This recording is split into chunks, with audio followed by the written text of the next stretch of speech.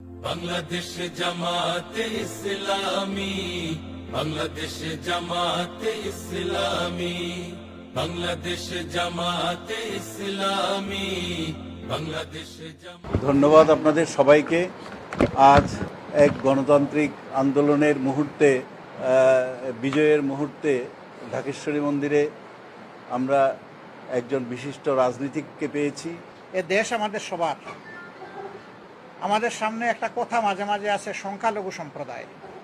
আমরা আপনাদেরকে সাক্ষী রেখে বলছি, এটা আমরা মানি না। আমাদের বক্তব্য হচ্ছে, বাংলাদেশে যারাই জন্মগ্রহণ করে সকলেই তারা এই দেশের গর্বিত মর্যাদাবান নাগরিক। ধর্ম এখানে কারো অধিকার হরণ করতে পারে না। ধর্মে কে কোনটা গ্রহণ করবে বা অনুসরণ করবে, এটা তার নিজস্ব ব্যাপার। আমার ধর্ম আমি আরেকজনের উপরে চাপায় দেওয়ার কোনো অধিকার রাখি না। ঠিক অনুরূপভাবে অন্য কেউ আমার উপরে তার ধর্ম চাপানোর অধিকার রাখে না। সুতরাং এখানে সংখ্যাগুরু আর সংখ্যালঘুর কোনো বিষয় নাই। আমরা সকলে বাংলাদেশী। এটা আমার যে অধিকার থাকবে, আরেকটি নাগরিক তিনি যে ধর্মেরই হন না কেন, তিনি যে দলেরই হন না কেন, সমান নাগরিক অধিকার তিনিও ভোগ করবেন। আমরা চেষ্টা করেছি মানুষকে মানুষ হিসাবে গণ্য করার, মানুষকে মানুষ হিসাবে সম্মান দেওয়ার। এই জন্য যখন কোনো সমস্যা আমাদের সামনে আসে, বিপদ আসে, আমরা জিজ্ঞেস করি না যে উনি কোন দলের বা কোন ধর্মের। আমরা শুধু এতটুকুই আমাদের জন্য যথেষ্ট যে উনি একজন মানুষ। আপনারা আমাদের জন্য দোয়া রাখবেন। আপনাদের প্রয়োজনে, জাতির প্রয়োজনে যদি কখনো আমাদেরকে ফিল করেন, এই ফিল করাটাই হবে আমাদের জন্য আপনাদের একটা উপহার। তখন যেন আপনাদের এই ফিলিংয়ের, এই প্রত্যাশার সাড়াটা আমরা ঠিকমতো দিতে পারি। আমাদের জন্য আপনারা দোয়া করবেন। যে কোনো দুর্বৃত্ত কোথাও আমাদের নামে, আমাদের লেবেল, আমাদের ব্যানার, আমাদের স্লোগান ব্যবহার করে এরকম কাজ করছে কিনা, যদি আপনারা মানে এরকম কিছু আপনাদের কাছে থাকে, সারা বাংলাদেশের যেখানেই হোক, আপনারা আমাদেরকে একটু সাহায্য করবেন এই তথ্য দিয়ে। আমরা কথা দিচ্ছি যে আমরা কোনো দুর্বৃত্তকে প্রশ্রয় তো দিবই না, এই অপকর্মের জন্য তার পাওনা আমরা সমঝাই দিব তাকে। বাংলাদেশ জামাতে ইসলামী, বাংলাদেশ জামাতে ইসলামী, বাংলাদেশ জামাতে ইসলামী, বাংলাদেশ জামাতে ইসলামী। গর্বে গর্বে আল্লাহর হুকুমত, গর্বে গর্বে খেলাফতে রাশেদার, জনগণ নন্দিত আগামী, কোরআনের কাঙ্ক্ষিত আগামী, জনগণ নন্দিত আগামী, কোরআনের কাঙ্ক্ষিত আগামী। বাংলাদেশ জামাতে ইসলামী, বাংলাদেশ জামাতে ইসলামী। আমরা একই পরিবারের হয়ে সম্প্রীতির আমাদের এই বাংলাদেশে থাকতে চাই। এটাই আমাদের বৌদ্ধ সম্প্রদায়ের পক্ষ থেকে আমাদের একটা বড় আশা। এখানে আমাদের বৌদ্ধ ধর্মাবলম্বীদের সাথে যে মত বিনিময় সভার আয়োজন করেছেন, অত্যন্ত আমরা খুশি হয়েছি। আপনাদের সকলের জন্য সুস্থ সুন্দর দীর্ঘায়ী জীবন কামনা করতেছি। বাগানে যেমন ভিন্ন ভিন্ন ফুল থাকলে একটি সৌন্দর্য বহন করে, ঠিক তদ্রূপ সকল সম্প্রদায়কে সঙ্গে নিয়ে যখন আমরা চলবো, তখন বাংলাদেশের যে বামমূর্তি, সেটা বহির্বিশ্বে সেটা আলোচিত হবে, সেটা প্রশংসিত হবে। ইসলামী, বাংলাদেশ জামাতে ইসলামী, বাংলাদেশ জামাতে ইসলামী। পাখিরা নতুন গান গাইবে, শিশুরা নতুন প্রাণ।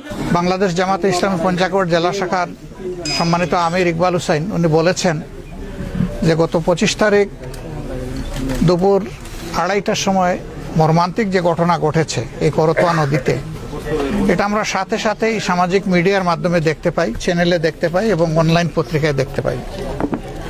তো সেই সময় থেকে শুরু করে এখানকার নেতৃবৃন্দ প্রতিনিয়ত আমাদেরকে খোঁজখবর দিচ্ছেন। আমরা শোনার সাথে সাথেই দুঃখ প্রকাশ করেছি, আমরা সুখবাণী দিয়েছি, আপনাদের জন্য আশীর্বাদ করেছি। আর মূলত আমরা এসেছি মানুষ হিসাবে মানুষের পাশে। এটা আমাদের দেখার বিষয় না যে কে আমরা কোন দল করি, কে কোন ধর্মের অনুসারী, এটা বড় ব্যাপার না। বড় ব্যাপার হচ্ছে বিপদে মানুষের পাশে দাঁড়ানো মানুষের দায়িত্ব। ইসলাম একটা সার্বজনীন পরিপূর্ণ জীবন বিধান, যে জীবন বিধান একটা আমব্রেলার মতো, ছাতার মতো, যেখানে সব দল এবং মত বিকশিত হওয়ার সুযোগ আছে। নিজ নিজ ধর্ম চর্চা করার সুযোগ আছে, প্রত্যেকটি ধর্মের নিরাপত্তার ব্যবস্থা আছে, প্রত্যেকটি ধর্ম উপাসনালয়গুলোর নিরাপত্তার ব্যবস্থা আছে, ধর্ম অনুশীলন এবং চর্চা করার সুযোগ তাদের আছে। ইসলামী জীবন ব্যবস্থা যদি প্রতিষ্ঠিত হয় তাহলে সেটি হবে। শৈত্যপ্রবাহ যদি আসে, শীত আসে, যদি ঘূর্ণিঝড় হয়, যদি বন্যা আসে, তাহলে দেখে দেখে এই প্রাকৃতিক দুর্যোগগুলো দেখে দেখে মানুষের ক্ষতি করে না যে কে হিন্দু, কে মুসলমান, কে বৌদ্ধ, কে খ্রিস্টান। যে বাংলাদেশ জামাত ইসলামীর এই যে তৃতীয় দফা কর্মসূচি, সমাজ কল্যাণ, সমাজ সেবা করা, এই কার্যক্রম বাস্তবায়নে আমরা কখনোই হিন্দু, মুসলমান, বৌদ্ধ, খ্রিস্টান, ধর্ম, বর্ণ, আমরা দল মত আমরা বিবেচনা করি না। কে মুসলমান, কে হিন্দু, কে বৌদ্ধ, কে খ্রিস্টান, এখানে এই পরিচয়টা আমরা কোনোভাবেই বড় করে আলাদা করবার কোনো সুযোগ নাই। যার যার ধর্ম তার ধর্ম। আমাদের যে সংবিধান আছে সেই সংবিধানের 2-এর কতে পরিষ্কার করে বলা হয়েছে সকল ধর্মের অনুসারীরা সমান মর্যাদা পাবেন তাদের ধর্ম পালনে। যে আপনারা আপনাদেরকে আলাদা কিছু ভাববেন না, আপনারা এদেশেরই গর্বিত নাগরিক, আপনারাও মাথা উঁচু করে দাঁড়াবেন, আপনারাও আপনাদের ভয়েস রেজ করবেন, সম্মিলিতভাবে আমাদের ওই জাতীয় শত্রুদের বিরুদ্ধে লড়াই করব আমরা। তো সকল ক্ষেত্রেই আমরা যেন একে অন্যের পাশে দাঁড়াতে পারি, একযুগে পথ চলতে পারি, আমরা সেই দিকেই সামনের দিকে খেয়াল রেখে আমাদের আগামীর বাংলাদেশকে গড়ে তোলার জন্য আমরা সোচ্চার থাকবো। বাংলাদেশ জামাতে ইসলামী, বাংলাদেশ জামাতে ইসলামী, বাংলাদেশ জামাতে ইসলামী, বাংলাদেশ জামাতে ইসলামী গড়বে গড়বে আল্লাহর হুকুমত, গড়বে গড়বে খেলাফতে রাশেদার, জনগণ নন্দিত আগামী, কোরআনের কাঙ্ক্ষিত আগামী, জনগণ নন্দিত আগামী, কোরআনের কাঙ্ক্ষিত আগামী। বাংলাদেশ জামাতে ইসলামী, বাংলাদেশ জামাতে ইসলামী, বাংলাদেশ জামাতে ইসলামী, বাংলাদেশ জামাতে ইসলামী। নীলিমা নতুন কথা বলবে, নদীরা দ্বিগুণ বেগে চলবে, নীলিমা নতুন কথা বলবে, নদীরা দ্বিগুণ বেগে চলবে, রহমের বাড়ি ধারায় আসবে নামি। বাংলাদেশ জামাতে ইসলামী, বাংলাদেশ জামাতে ইসলামী, বাংলাদেশ জামাতে ইসলামী, বাংলাদেশ জামাতে ইসলামী। পাখিরা নতুন গান গাইবে, শিশুরা নতুন প্রাণ পাইবে, পাখিরা নতুন গান গাইবে, শিশুরা নতুন প্রাণ পাইবে, উঠবে নতুন এক সূর্য জানি। বাংলাদেশ জামাতে ইসলামী, বাংলাদেশ জামাতে ইসলামী, বাংলাদেশ জামাতে ইসলামী, বাংলাদেশ জামাতে ইসলামী। আমি ধন্য এতগুলো লোক স্যারের আগমনে উপস্থিত হয়েছে, এই কথাটা, এই দৃষ্টিটা আমাকে পাগলের মতো করে দিয়েছে। প্রিয় উপস্থিতি, আপনারা মুসলমান, আমি হিন্দু, কিন্তু নবীর সেই বাণীটি কি, নবীর সেই বিচারটুকু কি আপনাদের অনেকের মনে আছে? যে ন্যায় বিচারের জন্য মহামানব, শ্রেষ্ঠ মহামানব হিসেবে পরিচিতি লাভ করেছিলেন, যার শক্তির বদৌলতে মুসলিম সম্প্রদায় এই বিশ্বে সংখ্যা গরিষ্ঠ মানব হিসেবে পরিচিতি লাভ করেছে। এই কর্মী সম্মেলনের মাননীয় সভাপতি, মান্যবর প্রধান অতিথি বিশেষ অতিথিবৃন্দ, সাংবাদিক বন্ধুগণ এবং আইন শৃঙ্খলা কাজের নেতৃত্ব, পুলিশ ভাইরা এবং আমার সম্মুখে উপস্থিত লাখো জনতা, এই সংখ্যাগরিষ্ঠ লোক আমাদের ভাই, আমাদের সঙ্গে তাদের কোনো বিরোধ নাই। এদেশে যদি মক্কা এবং মদিনার সনদ অনুযায়ী সৎ লোকের রাষ্ট্র পরিচালনায় আমরা পাঠাতে পারি, তাহলে এই ভূখণ্ডে সবচেয়ে বেশি উপকৃত হবে বাংলাদেশের হিন্দু সমাজ। অনেকে হয়তো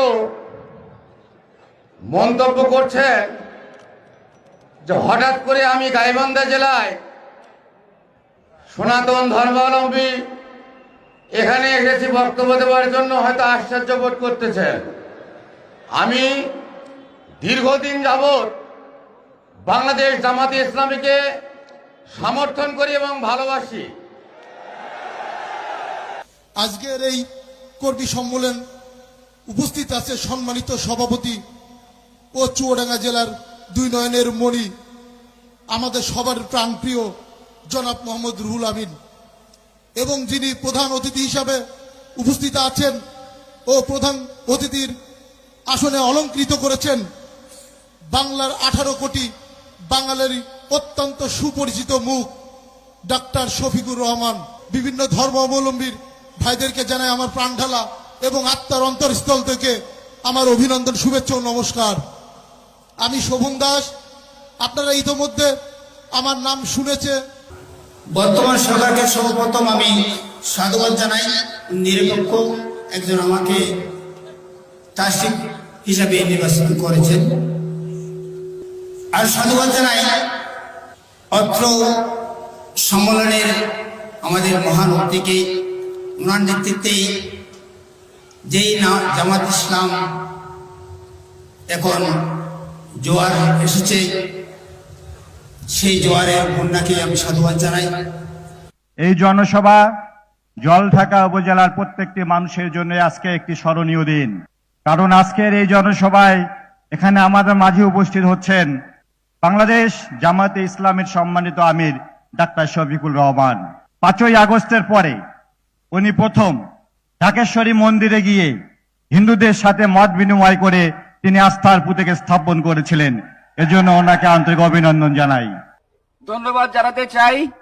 আজকের অনুষ্ঠানের প্রধান অতিথি হিসেবে আসীন হচ্ছেন মাননীয় ডাক্তার শফিকুর রহমান, আমির বাংলাদেশ জামাত ইসলামী। আমরা সাম্প্রদায়িক সম্প্রীতিতে বিশ্বাস করি। এই ওয়ালের পাশে শ্মশান, এই ওয়ালের পাশে হচ্ছে গোরস্থান। তবে কেন এই বিভেদ ছিল এতদিন? এটা কি চলতে দেওয়া যায়? আমরা সেটা হতে দেব না। বাংলাদেশ আমাদের দেশ, বাংলাদেশ আমাদের মাটি, বাংলাদেশ হিন্দু সম্প্রদায়ের মাটি, বৌদ্ধ সম্প্রদায়ের মাটি, খ্রিস্টান সম্প্রদায়ের মাটি এবং সর্বোপরি সেটা বাংলাদেশের সকল মুসলিম সম্প্রদায়ের মাটি।